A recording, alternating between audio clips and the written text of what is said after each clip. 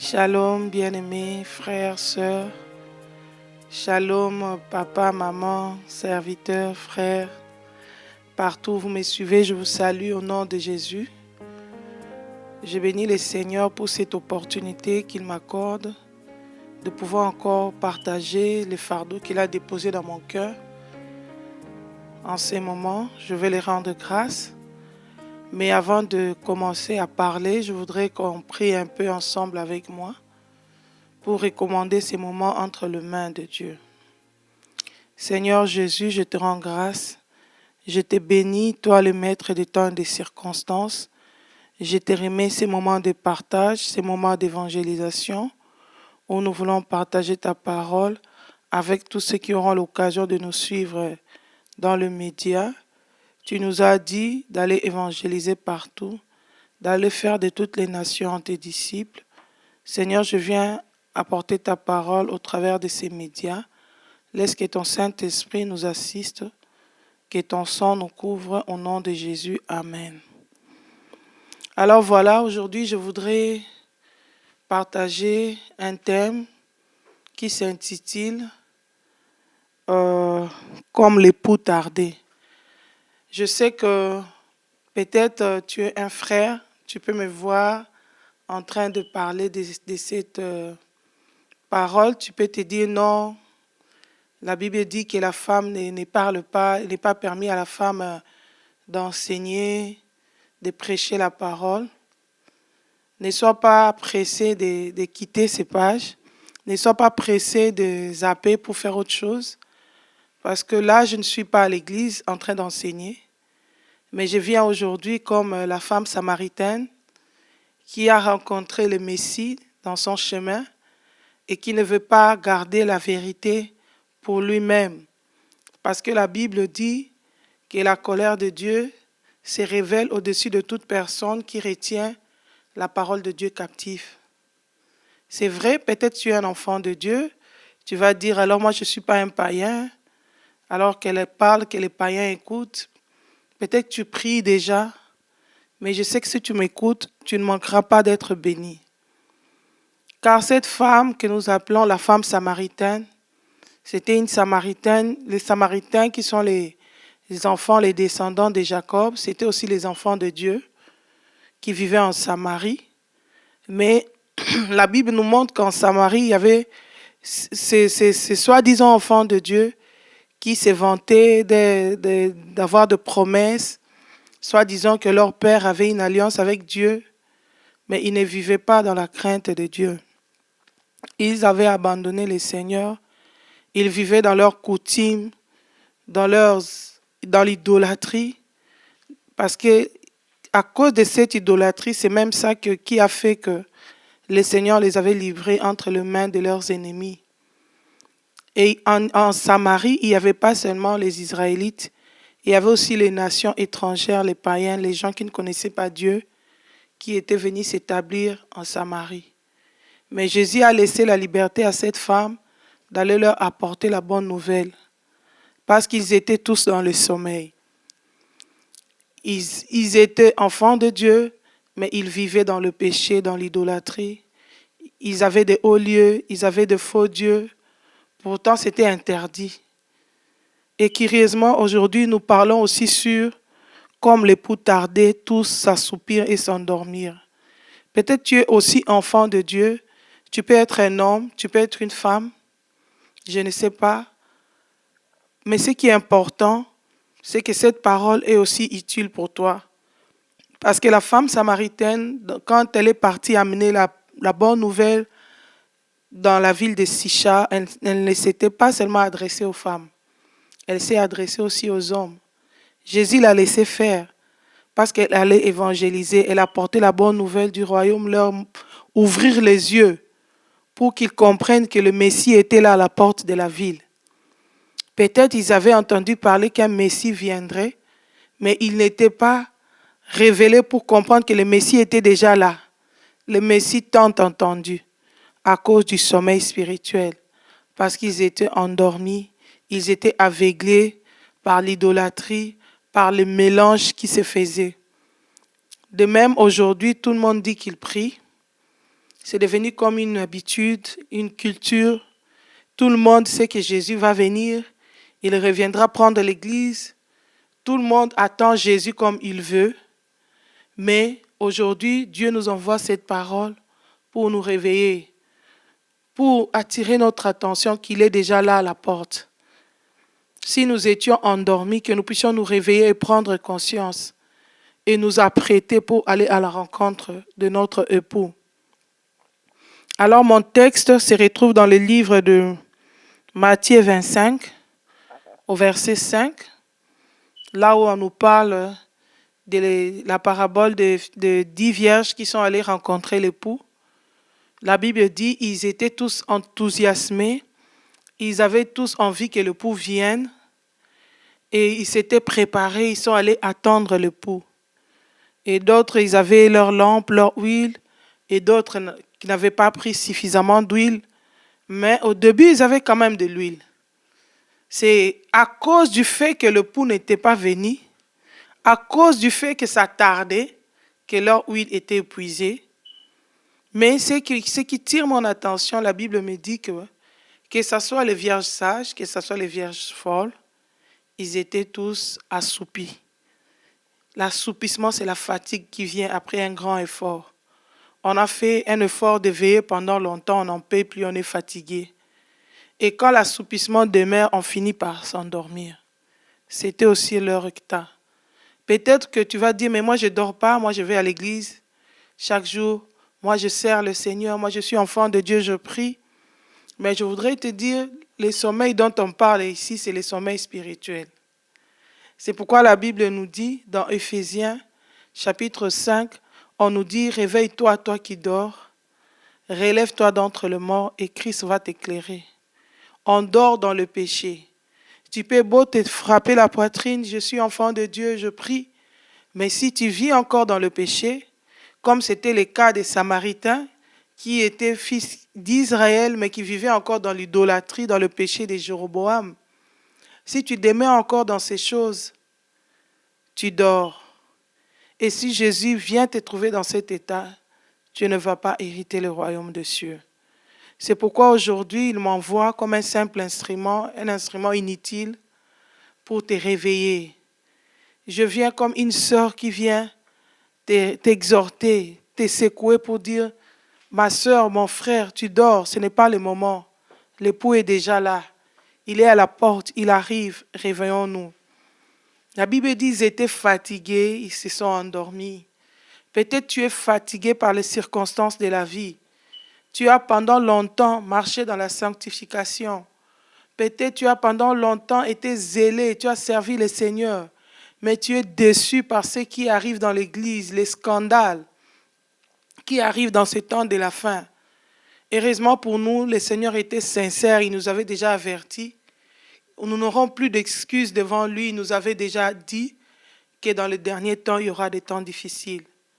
Les gens vont abandonner la saine doctrine. Les gens vont devenir fanfarons. Les gens vont aimer le plaisir plus que Dieu.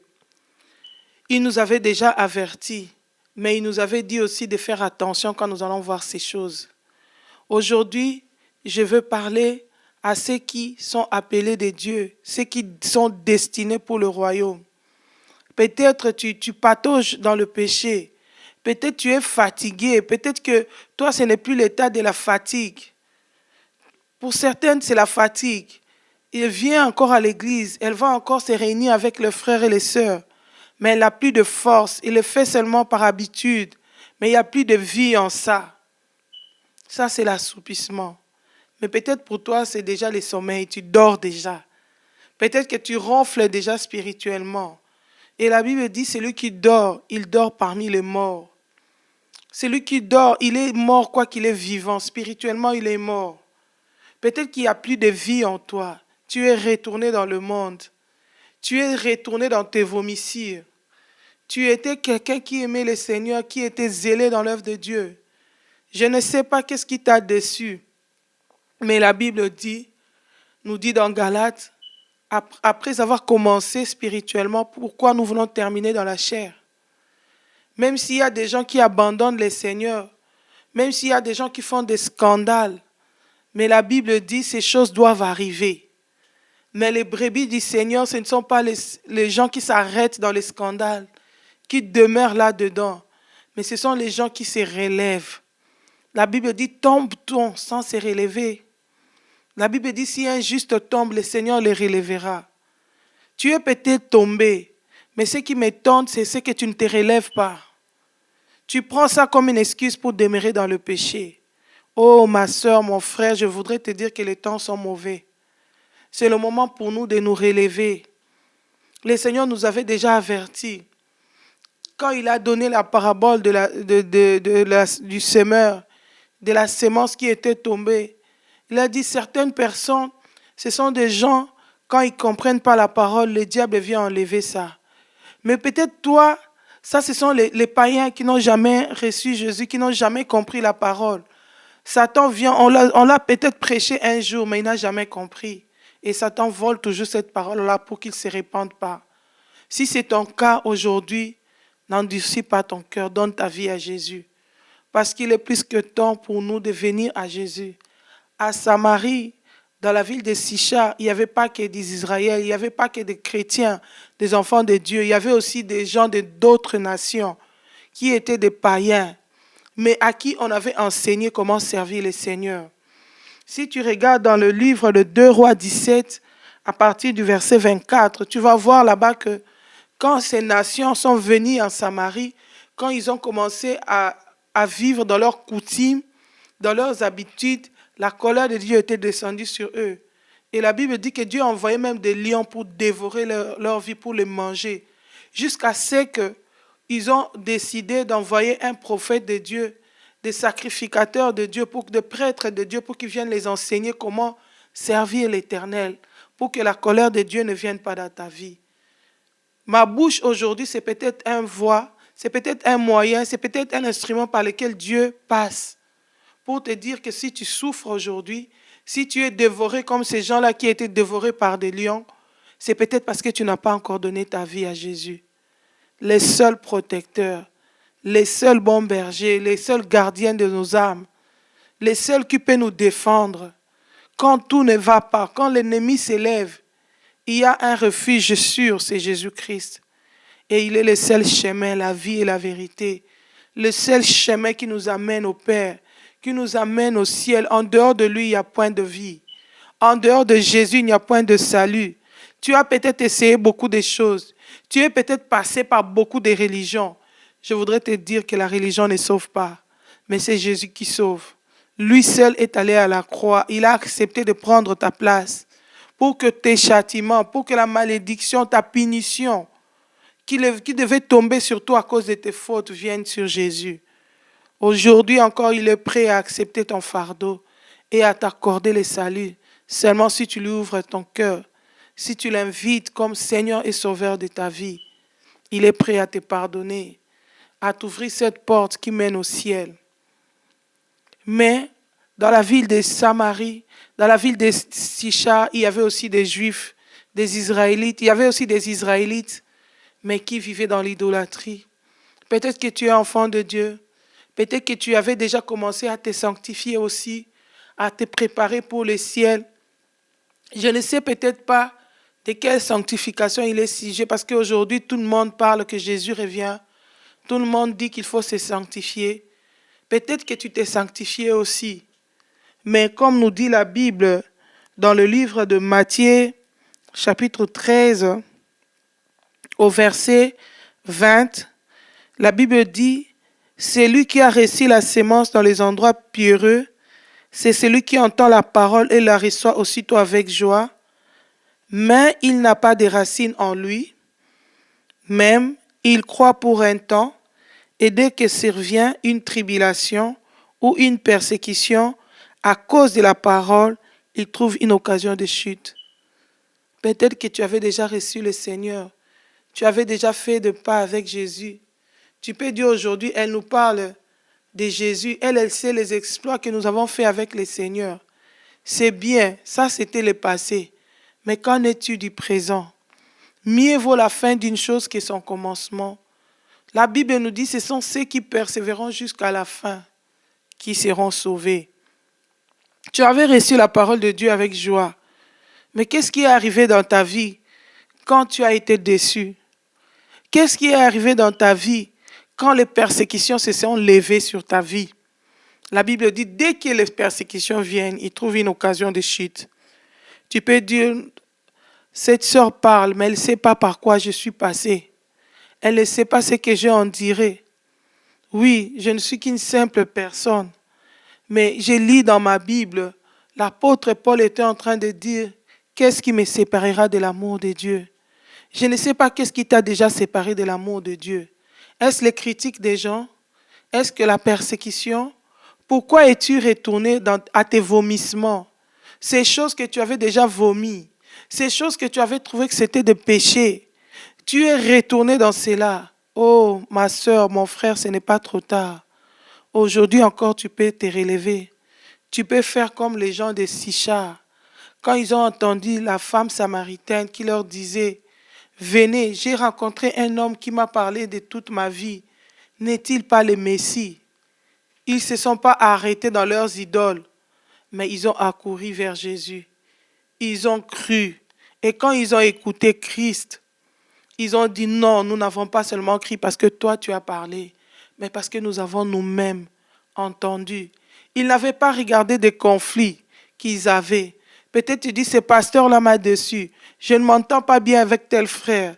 Je te signale que les Samaritains, ils avaient aussi des conflits avec les Juifs. Si c'était à cause de leurs conflits, ils ne pouvaient pas écouter Jésus. Mais ils ont laissé de côté leurs conflits et ils ont été sauvés. Ces jours-là, ils se sont repentis. Il y a eu de fêtes dans le ciel. De même, toi, mets de côté les conflits que tu as. Peut-être un pasteur, un frère t'a déçu. C'est un homme. Jésus ne t'a pas encore déçu. Et il est en train de revenir. C'est le moment de se relever.